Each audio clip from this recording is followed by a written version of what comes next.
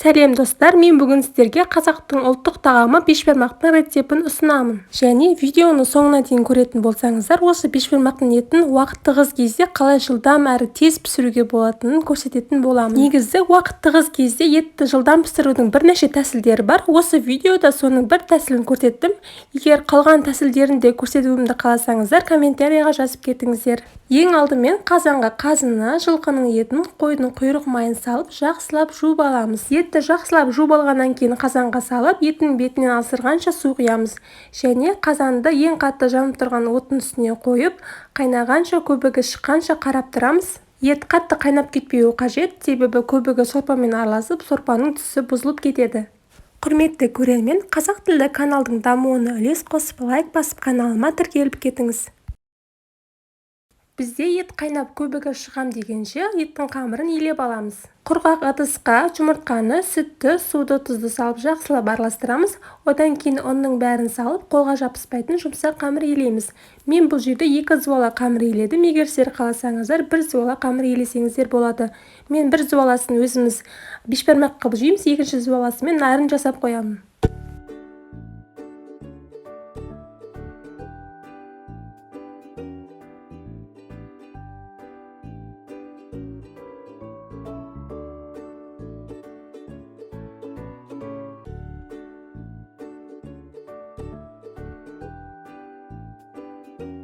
Елеп алған қамырдың июі қану үшін бетін жауып 15 минутқа қалдырамыз. Міне қамыр елеп алам дегенше еттің көбігі шығып қалыпты, оны ситамен сүзіп аламыз.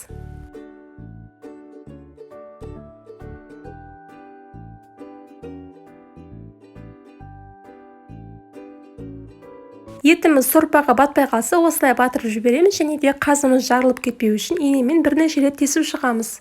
Ал енді басты тақырыпқа оралайық. Еттің көбігін сүзіп алғаннан кейін етіміз жылдам пісу үшін мен осылай 1 бүтін пиязды сорпаға салып жіберемін. Сол кезде бізде етіміз бірнеше минутқа жылдам пісетін болады.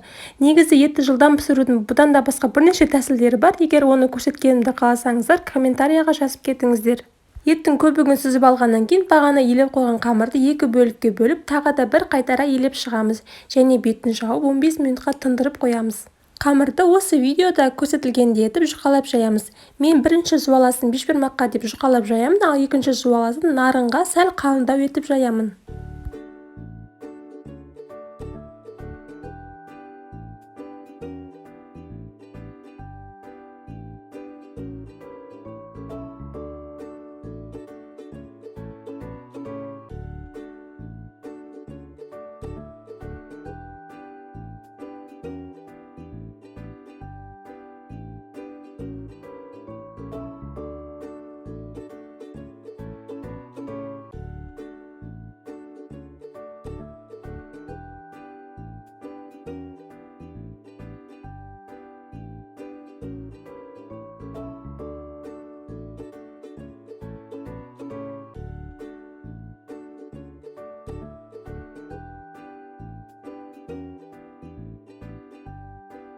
Егер қамырларыңыздың шеттері қалың болып жатса, осы видеода көрсетілгендей етіп шет-шеттерін оқтаумен басып шығыңыз.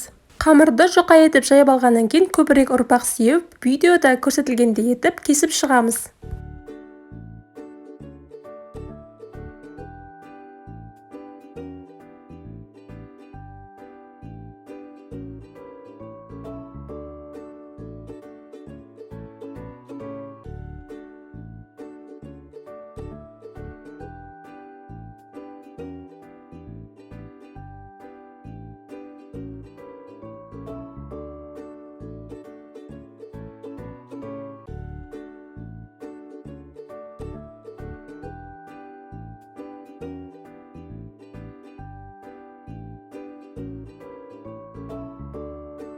Қамырды кесіп дайындап алғаннан кейін пергамент қағаздың үстіне азырақ ұнды сеуіп, қамырларды орналастырып шығамын.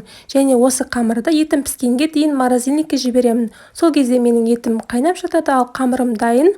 Басқа да шаруамды жасап жүре беруге өте ыңғайлы. Дәл ет жейтін кезде, тамақ жейтін кезде қамыр жайып жүріп әуре болмайтын боламын.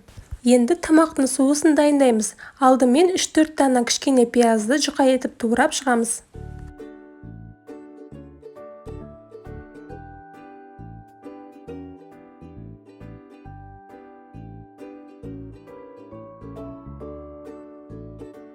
Пиязды жұқа етіп турап алғаннан кейін металл ыдысқа саламыз.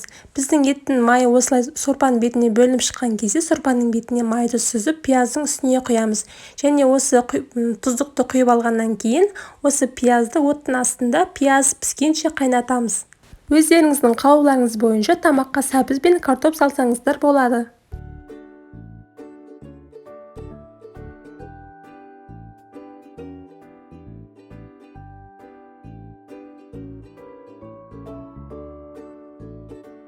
Маған тұздықтың аппақ болғаны ұнамайды, сондықтан қызанақ немесе томат салып қызартып аламын.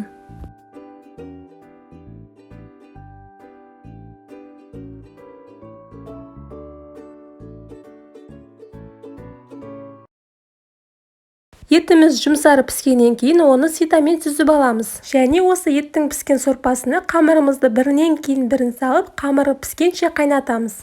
Қамырлар бір-біріне жабысып қалмау үшін арасында осылай араластырып тұрамыз.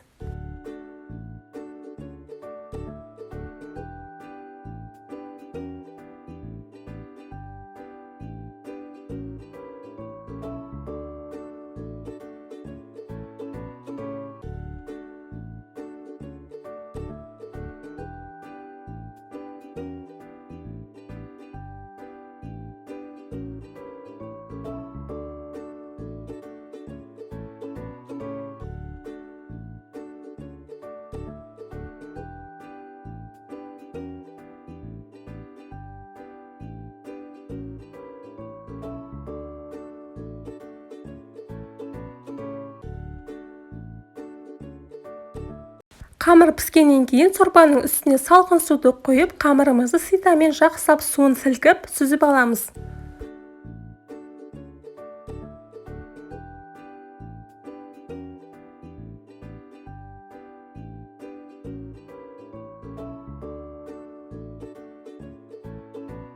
Қамырды сүзіп алғаннан кейін тұздықтың майын қамырдың бетіне құйып шығамыз. Мен осылай тұздықтың пиязын көбірек саламын, себебі біздің отбасымызға осылай тұздықтың көбірек болғаны ұнайды. Қамырға тұздықты құйып болғаннан кейін қамырдың бетіне піскен етімізді орналастырып, осылай дастарханға ұсынамыз. Бізде бұл тамақты оңтүстікте бешбармақ немесе қамырауқат деп айтамыз. Ал сіздің қалаңызда бұл тағамды қалай айтасыздар, комментарийға жазып кетіңіздер.